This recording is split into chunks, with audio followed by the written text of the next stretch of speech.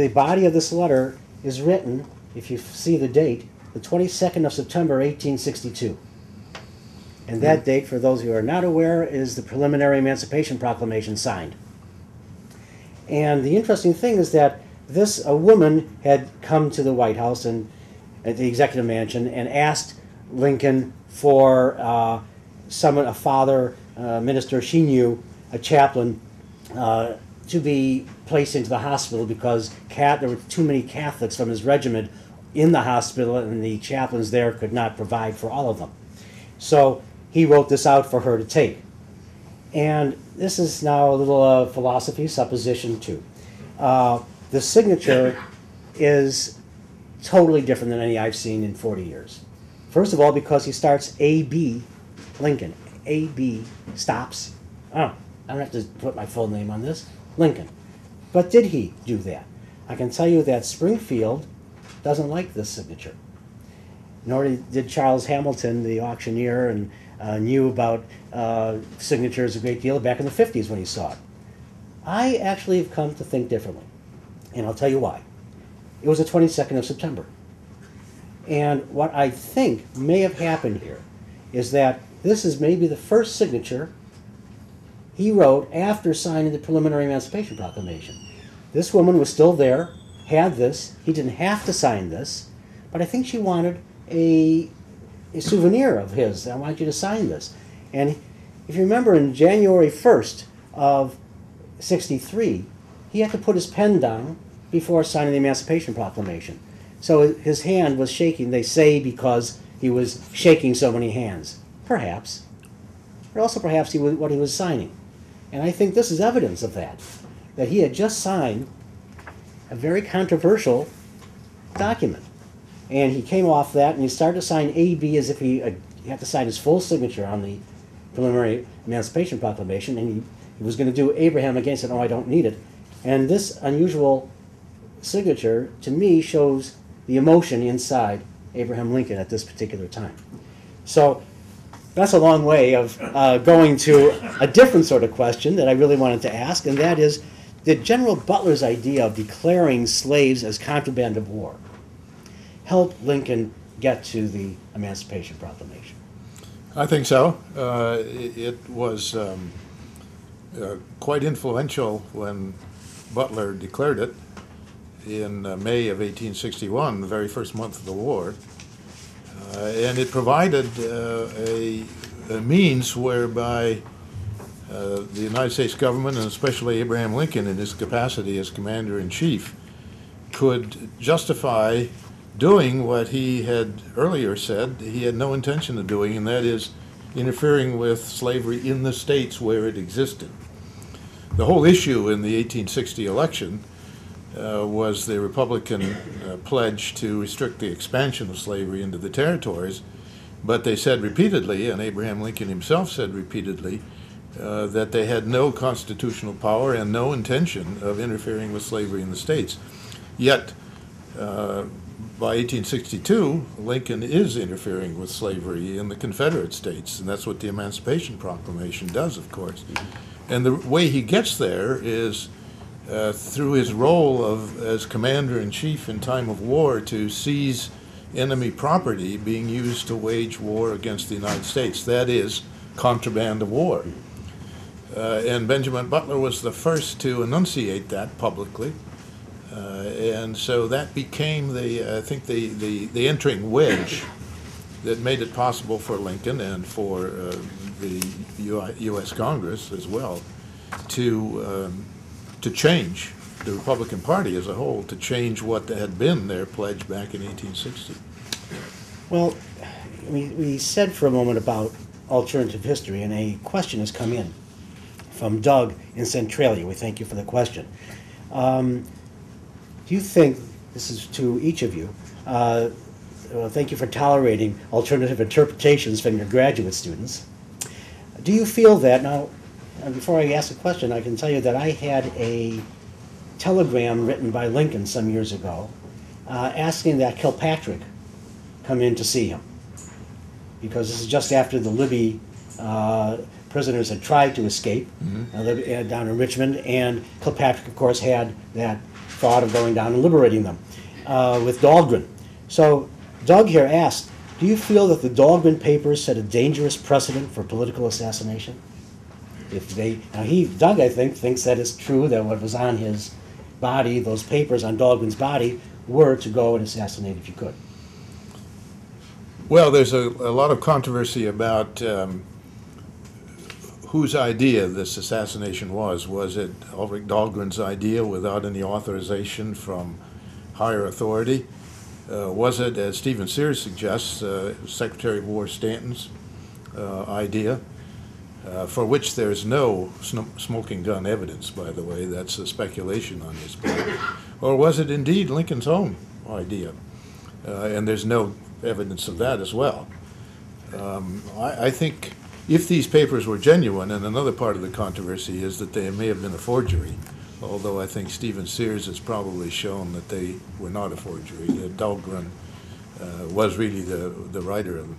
I think it probably was Ulrich Dahlgren's idea. Here was a 21-year-old colonel entrusted with a great responsibility in this raid, and of course he had lost his leg in the Gettysburg campaign. His father was an admiral conducting the campaign at that moment against Charleston by the U.S. Navy.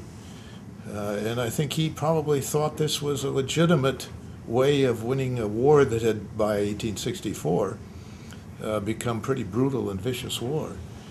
Do you think Jeff Davis then took up that cudgel? Well, there's a lot of evidence that, in fact, this became the basis for the mission to Canada, which was authorized by Davis to try to stir up as much trouble in the North as possible, which included trying to burn down hotels in New York City and capture a ship on a boat on Lake Michigan to liberate the prisoners at Johnson's Island and other things like that. And some students of the assassination say that it became the inspiration for a Confederate role.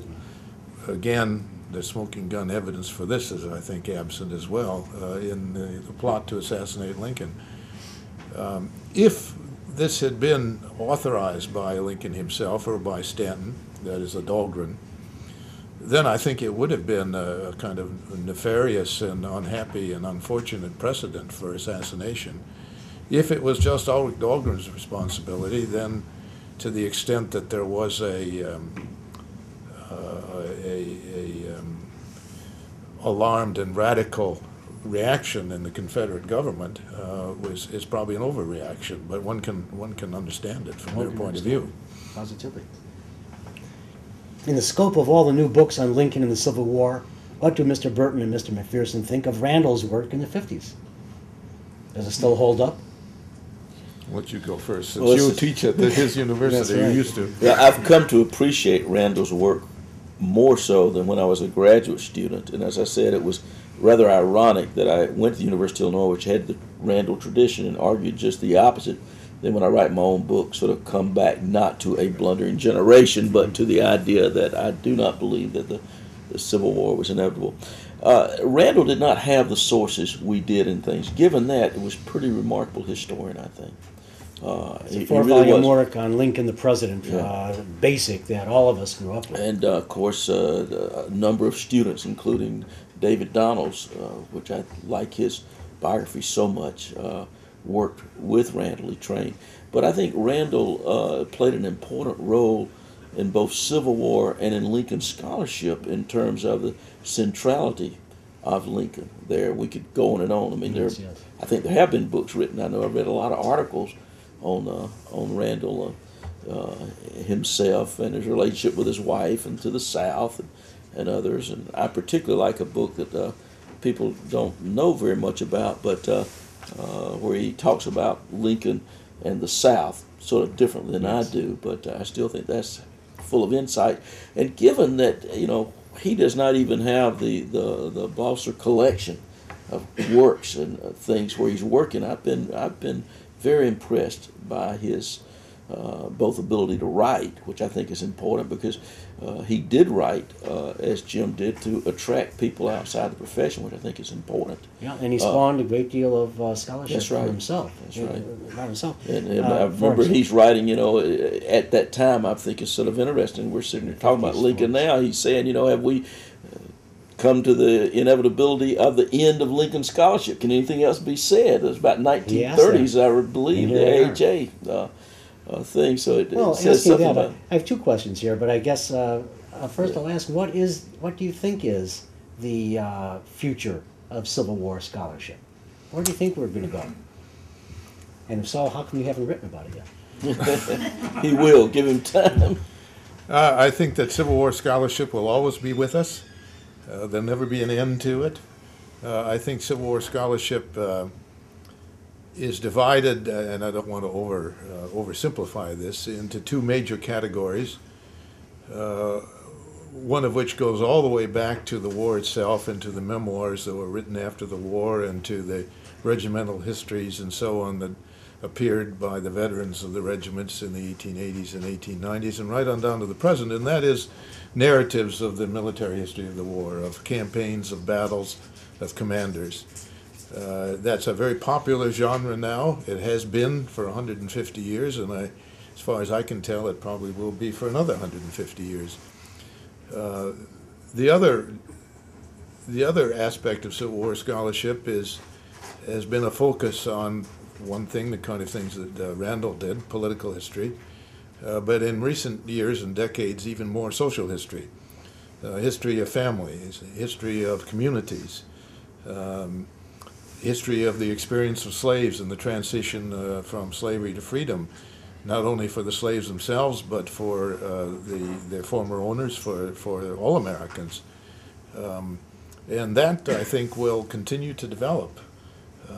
This is a tradition in history, in American history generally, that goes back a long ways, but really accelerated starting in the 1960s and 70s, what one of my colleagues used to call in those days history from the bottom up, looking at the lives and experiences of ordinary people, looking at the way in which larger events shaped their lives and changed their lives, and the way in which their participation in this, whether they were common soldiers in the war or slaves escaping to northern lines in the war, or women working in hospitals or trying to maintain economic production on the home front in both the North and the South, even the experience of children during the war. What kind of impact did living through this experience and probably having a male relative, a father or an older brother or an uncle, participate in the war, maybe not to come home from the war, what kind of effect did that have?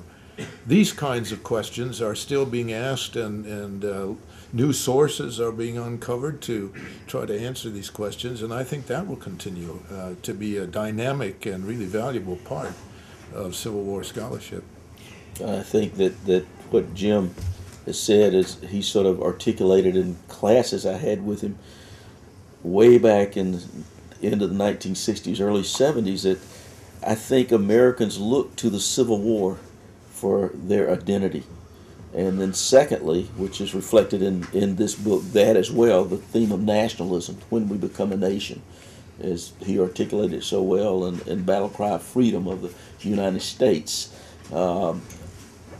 Also, though, it is about the place of African Americans in our society. And I think you can read that latter in a larger way and say, what is the place of minorities in a democracy or a little R republic at the time? So I think people are going to always be fascinated and want to understand and need to understand the Civil War. And I actually think, as we were talking about Randall, and you can look at Civil War changes over time in scholarship, I think it's important for every generation to, in fact, interpret, to have their own interpretation. It's not that Randall's is wrong at all, or you can go back further, but it's good for people to look at it from their perspective, because we're always learning things. We have different questions maybe that have come out at the time. So I think we've got a a real blossom. In some ways, the Civil War scholarship started blossoming with Jim's battle cry of freedom, and sort of coinciding with Burns's film, Ken Burns' film, at the same time. And I do think that there's going to continue to do so. I do think, though, we don't like to deal with what becomes sort of a failure, and that is Reconstruction and the ultimate end of the Civil War, in that period you were talking about earlier, or we mentioned about segregation and things, because it's not as a happy a period, or we don't look our best as a people. So I've actually seen a lot of emphasis going back toward the Founding Fathers, and I think it's easier to talk about the beginnings of equality and things, and not about when we had the opportunity to actually make it happen, and then our failure to do so.